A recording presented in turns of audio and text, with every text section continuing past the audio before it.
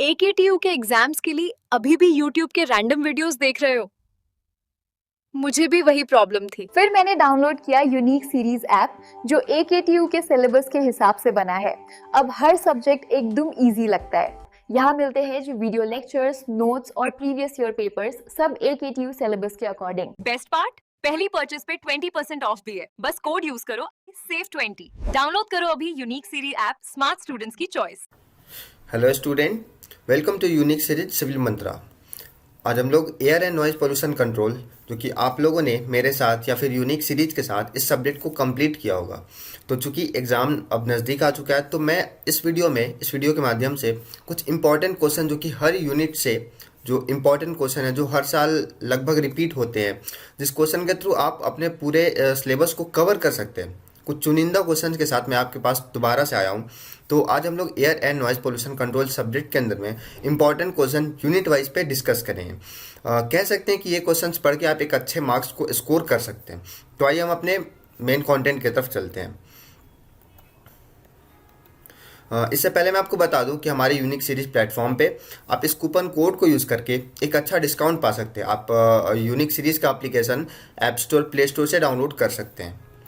तो जैसा कि एयर पॉल्यूशन जो सब्जेक्ट था आपका, वो कम्प्लीटली एयर पॉल्यूशन से था और नॉइज़ पॉल्यूशन पे था। यूनिट 1 से लेकर के 4 तक एयर पॉल्यूशन से रिलेटेड था, जिसमें हमने बहुत सारे एयर पॉल्यूशन के कॉज पढ़े थे, उससे रिलेटेड इक्विपमेंट्स पढ़े थे। एंड देन यूनिट 5 में हम नॉइज़ पॉल्यूशन से रिलेटेड इन्फॉर्मेशन को पढ़े थे। तो आइए हम सबसे पहले जानते हैं कि यूनिट 1 में वैसे कौन कौन से इंपॉर्टेंट क्वेश्चन है जो कि एग्जाम में to the point, to the direct question आने के मोस्ट चांसेज हैं। तो इसमें सबसे पहला जो आता है आपका, हाँ ओके, तो आप लोगों ने जो एयर पॉल्यूशन पढ़ा था, तो एयर पॉल्यूशन एक काइंड ऑफ इन्वायरमेंटल पॉल्यूशन होता है। तो इन्वायरमेंटल पॉल्यूशन यानी कि एयर पॉल्यूशन, नॉइज पॉल्यूशन, ये सब कुछ इंक्लूडेड। तो ये सब का क्या कॉज है, रीज़न क्या है, रीज़न क्या है और इसका सोर्स क्या है, सोर्स भी ऑल्सो इसमें इंक्लूड हो जाएगा। तो ये आपका सबसे पहला क्वेश्चन है, what are the cause of environmental pollution. ठीक है, उसके बाद फिर हम बात करते हैं सेकंड जो क्वेश्चन है, वो provide detail classification of air pollution. Air pollution का क्लासिफिकेशन मैंने आपको बताया था डिटेल लेक्चर्स में, तो उसकी क्लासिफिकेशन पे भी क्वेश्चंस आ सकते हैं। एंड देन नेक्स्ट है आपका, explain the concept of indoor air pollution. मैंने जब इसकी क्लासिफिकेशन बता रहा था तो मैं आपको दो तरह से समझाया, एक इंडोर और सेकेंड होता है आउटडोर। इंडोर जो आपका एक क्लोज्ड वॉल्यूम में होता है, और आउटडोर जिसका एक वॉल्यूम फिक्स नहीं होता है, ठीक है, ओपन टू द एरिया होता है। तो ये दोनों का क्या कॉज है, क्या कॉन्सेप्ट है, इसके क्या सोर्स हैं और इसके क्या सॉल्यूशन है, ये सब कुछ इस क्वेश्चन के रिलेटेड टॉपिक्स हैं। तो वो मैं आपको रिलेटेड बता रहा हूँ ताकि आप इसके थ्रू रिलेटेड टॉपिक्स को भी कवर कर ले। तो क्वेश्चन है आपका, explain the concept of indoor air pollution and what are the major source of. ठीक है, यहाँ पे किस चीज़ की बात की जा रही है, सोर्स की, यानी कि किस चीज़ से जनरेट होता है क्या आपका indoor air pollution and outdoor air pollution. तो ये भी आपका एक इंपॉर्टेंट क्वेश्चन है। इंडोर आउटडोर पे 7 नंबर में या फिर 2 नंबर में क्वेश्चन आते ही आते हैं। ठीक है, नेक्स्ट आपका discuss in detail about the effect. अब देखिए, इफेक्ट पे भी हर साल क्वेश्चन आते हैं। तो एयर पॉल्यूशन का क्या क्या इफेक्ट है, इफेक्ट पे क्वेश्चन मोस्ट प्रोबेबली आएगा ही आएगा। इसे वेरी इंपॉर्टेंट रखिए, क्योंकि इफेक्ट ना हर यूनिट में ये टॉपिक रिलेट करता है। यूनिट 1 में भी है, 2 में भी है, 3rd में भी है, एंड 4th 5th तक है ये। तो आपको इफेक्ट के बारे में अच्छे से समझ के जाना चाहिए। तो जो एयर पॉल्यूशन है उसका ह्यूमन पे, ठीक है, ह्यूमन बीइंग जो ह्यूमन है, ह्यूमन हेल्थ पे क्या इफेक्ट होगा, एनिमल पे क्या इफेक्ट होगा, फिर वेजिटेशन पे क्या इफेक्ट होगा, और इसके अलावा मोनूमेंट्स यानी कि बिल्डिंग्स, जो हिस्टोरिकल बिल्डिंग्स है, उस पर क्या इफेक्ट होगा। साथ में आपकी प्रॉपर्टी, जो बिल्डिंग है, जो आपकी जो भी प्रॉपर्टी से रिलेटेड है, तो उस पर क्या एयर पोल्यूशन का इफेक्ट होगा। साथ में आपका स्टैटिक वैल्यूज पे क्या इफेक्ट होगा, विजिबिलिटी कैसे इफेक्ट होगी इससे। जैसे मैंने आपको बताया था कि स्मोक जितना ज़्यादा होगा उतना ही विजिबिलिटी कमेगी स्मोक फॉर्मेशन की वजह से। तो ओवरऑल इस क्वेश्चन में मैंने सारे इफेक्ट को इंक्लूड करने की कोशिश किया है। ह्यूमन हो गया, एनिमल हो गया, वेजिटेशन, मोनूमेंट्स, तो इफेक्ट पे क्वेश्चन आएगा ही आएगा। ठीक है, तो इस क्वेश्चन को आप बहुत अच्छे से कंप्लीट कर लीजिएगा। सेकंड आपका जो नेक्स्ट आपका, डिफाइन ट्रोपोस्फियर। एक्चुअली ये क्वेश्चन का एक सब टॉपिक से क्वेश्चन है। मैंने आपको पढ़ाया था कि स्ट्रक्चर ऑफ एटमॉस्फेयर, ठीक है, तो उसमें ट्रोपोस्फियर उसका एक पार्ट है और स्ट्रेटोस्फियर एक पार्ट है।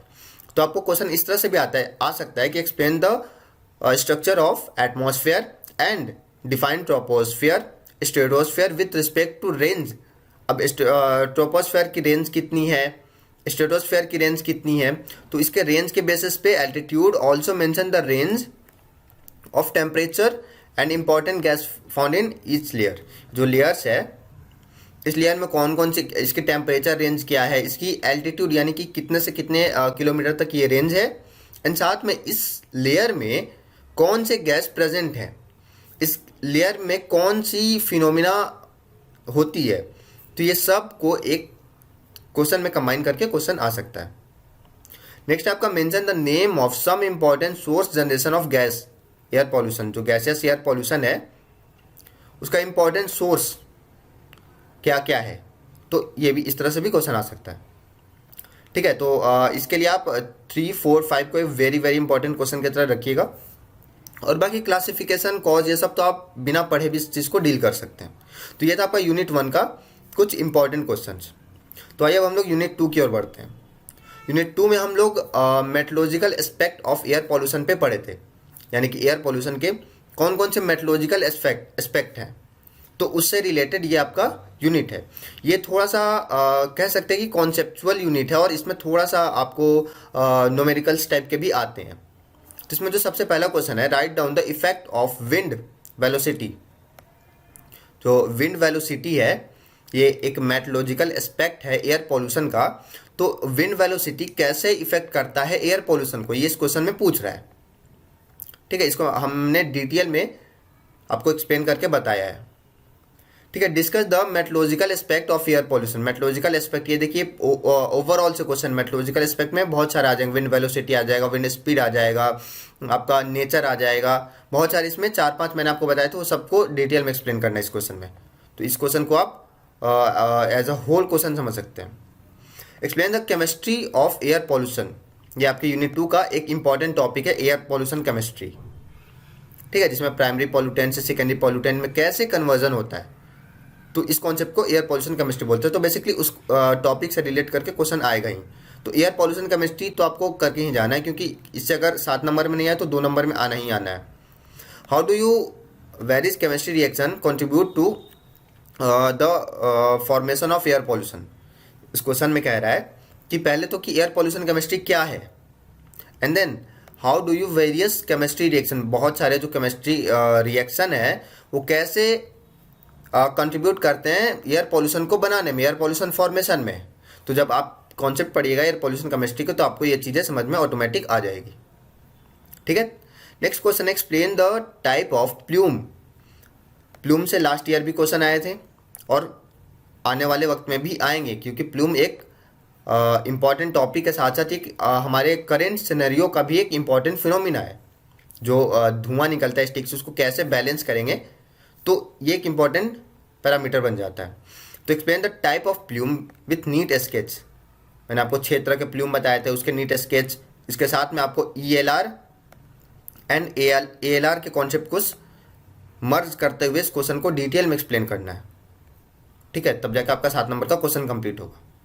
ठीक है, नेक्स्ट आपको explain the atmospheric factor influencing the dispersion of air pollution.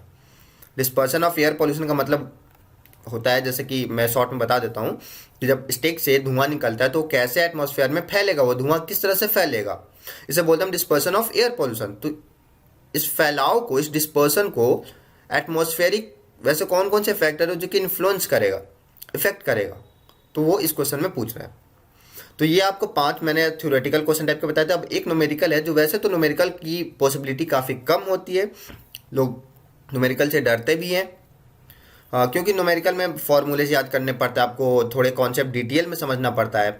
तो वैसे आप ऑप्शनल के क्वेश्चन कर सकते हैं, लेकिन मैं आपको अगर किसी का कैलकुलेशन न्यूमेरिकल इजी लगता है उसके लिए मैं आपको बता दूं, एक इंपॉर्टेंट क्वेश्चन हो जाता है इफेक्टिव हाइट स्टिक, जो स्टिक होता है, जो चिमनी होता है, उसका इफेक्टिव हाइट निकालने का क्वेश्चन आता है। To determine the effective height with the following data. तो इफेक्टिव हाइट निकालना है, ठीक है, इफेक्टिव हाइट जो होता है स्टिक का वो निकालना आपका, और इसके लिए कुछ गिवन डाटा दे रखा है। जैसे फिजिकल स्टिक हाइट, जो नॉर्मल फिजिकल स्टिक का हाइट है वो है 180 metre tall with 0.95 metre inside diameter. ठीक है, जो स्टिक का इनसाइड डायमीटर कितना है 0.95 मीटर और इसकी हाइट है आपका 180 मीटर। ठीक है, फिर आपका जो नेक्स्ट डाटा है वो आपकी वेलोसिटी, विंड वेलोसिटी, ये आपका 2.75 मीटर पर सेकेंड इसकी विंड वेलोसिटी। एंड टेम्परेचर की बात करें तो 20 डिग्री टेम्परेचर सेल्सियस है। फिर आपका बैरोमेट्रिक प्रेशर, प्रेशर को नापने के लिए बैरोमीटर का यूज करते हैं, तो बैरोमेट्रिक प्रेशर है आपका 1000 मिली बार।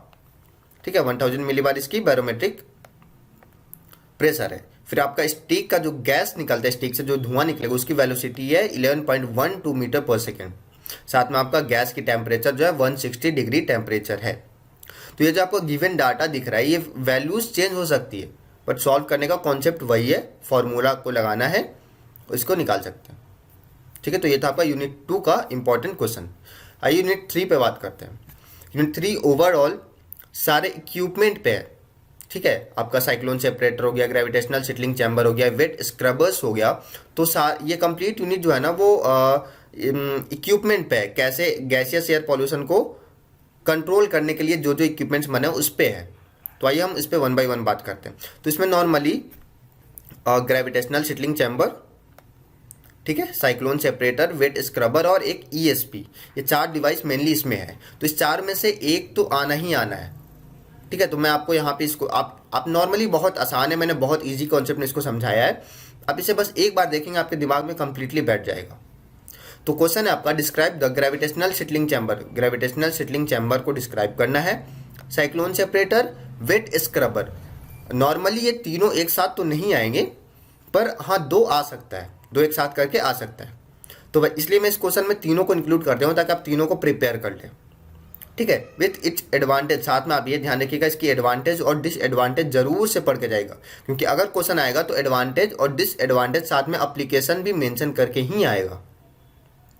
ठीक है, सेकेंड आपका outline the method use to control the particulate air pollution. जो पर्टिकुलेट एयर पॉल्यूशन है उसको कंट्रोल करने के लिए कौन कौन से मेथड है, तो आपका यही सारे मेथड है, gravitational settling chamber, cyclone separator, wet scrubber. तो ये दोनों क्वेश्चन लगभग सेम है, थोड़े से और इसमें एडिशन की जरूरत है, लेकिन क्वेश्चन का लैंग्वेज चेंज होकर के आ सकता है, इसलिए मैंने आपको दोनों तरह से आपको समझा दिया। नेक्स्ट आपका discuss the factor to be considered in selection of equipment for controlling of particulate contaminate. अब ये क्वेश्चन भी आपको उसी से रिलेटेड है। पर्टिकुलेट कंटामिनेट को कंट्रोल करने के लिए जो आप इक्विपमेंट सेलेक्ट करेंगे, यानी कि जो 3-4 इक्विपमेंट है इसमें से सिलेक्ट करेंगे, तो ये कौन सी पॉइंट्स को कंसीडर करके, कौन से फैक्टर को ध्यान में रख करके आप इक्विपमेंट को सिलेक्ट करेंगे, ये इस क्वेश्चन में पूछ रहा है। ठीक है, नेक्स्ट आपका illustrate with NEET sketch working principle of ESP, electrostatic precipitator का वर्किंग प्रिंसिपल स्केच के साथ में आपको इसमें मेंशन करना और साथ में इसकी एडवांटेज एंड डिसएडवांटेज को भी मेंशन करना है।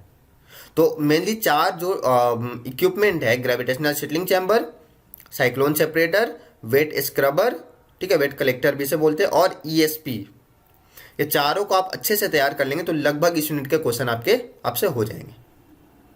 एक और क्वेश्चन है डिराइव द रिलेशनशिप। डेरिवेशन भी इस यूनिट में है, एक रिलेशनशिप ड्राइव करना आपका, एक छोटा सा डेरिवेशन है टेम्परेचर एंड एल्टीट्यूड में। ठीक है, टेम्परेचर एल्टीट्यूड में रिलेशनशिप को ड्राइव करना है and explain it's relation with atmospheric stability. Atmospheric stability से इसकी क्या रिलेशनशिप है वो बेसिकली इस डेरिवेशन में आपको शो करना है। तो ये थे कुछ यूनिट 3 के इंपॉर्टेंट क्वेश्चन है। मेनली आपको इसमें मैंने आपको बताया कि इस क्वेश्चन को कर लीजिए, दिस वन और दिस वन, और अगर आपकी यूनिवर्सिटी बहुत ज़्यादा दिमाग लगा क्वेश्चन देती है तो ये दोनों क्वेश्चन को भी दे सकती है। दोनों क्वेश्चन बस लैंग्वेज चेंज करके थोड़ा सा वर्डिंग का खेल किया हुआ है इसमें, इसीलिए मैं आपको एक क्वेश्चन यहाँ पे दिखा दूँ ताकि आप समझ जाए पहले ही। ठीक है, आइए नेक्स्ट यूनिट पे चलते हैं, यूनिट 4। ठीक है, यूनिट 4 थोड़ा सा आपको रूल्स रेगुलेशन से रिलेटेड है। तो आइए इसमें सबसे पहला क्वेश्चन देखते हैं, how are the various contaminant present in air managed in industrial process. जो इंडस्ट्रियल प्रोसेस होता है, जो इंडस्ट्री में स्टिक से गैसेस जनरेट होती है, गैसेस जनरेट होकर के स्टिक के थ्रू बाहर निकलती है, कि कंप्लीट फिनोमिना को, कंप्लीट प्रोसेस को कैसे मैनेज किया जाता है। इसमें जो कंटामिनेंट है, जो एयर पॉल्यूशन है, गैस एयर पॉल्यूटेंट्स हैं, उसको कैसे मैनेज किया जाता है, तो वो इस क्वेश्चन में पूछा जा रहा है। नेक्स्ट आपका differentiate between absorption adsorption and condensation, साथ में आपका कंबसन। ये 4 इंपॉर्टेंट टॉपिक है आपके यूनिट 4 का। अब जब अपने सिलेबस खोलेगा तो सबसे पहले ये चारों दिखेगा, तो ये चारों को डिफाइन करना है, इसकी कॉन्सेप्ट को लिखना है। नॉर्मली आपको इस तरह से भी क्वेश्चन आ सकते हैं, एब्जॉर्प्शन एंड एडजॉर्प्शन में डिफरेंस आ सकता है कि दोनों में डिफरेंस क्या होता है। एडजॉर्प्शन को एक्सप्लेन करना आ सकता है और नेक्स्ट क्वेश्चन की तरह या फिर अलग की तरह कंडेंसेशन एंड कंबसन को, ये दोनों सेपरेट अलग अलग तरह के क्वेश्चन आ सकते हैं। ठीक है, method as a controlling gases contaminate, तो ये भी आपका एक इंपॉर्टेंट क्वेश्चन है। ठीक है, नेक्स्ट आपका discuss the control measurement of sulphur oxide. ठीक है, SO2 हो गया आपका, NO2 नाइट्रोजन ऑक्साइड हो गया, कार्बन मोनोऑक्साइड C हो गया एंड हाइड्रोकार्बन HC। ये चारों को कंट्रोल कैसे करेंगे, इसके सोर्स क्या है, तो इस तरह से भी क्वेश्चन आ सकते हैं आप। ठीक है, काइंड ऑफ इफेक्ट क्या है इसका, तो इफेक्ट पे मैंने आपको बताया कि इफेक्ट पे क्वेश्चन आना ही आना है।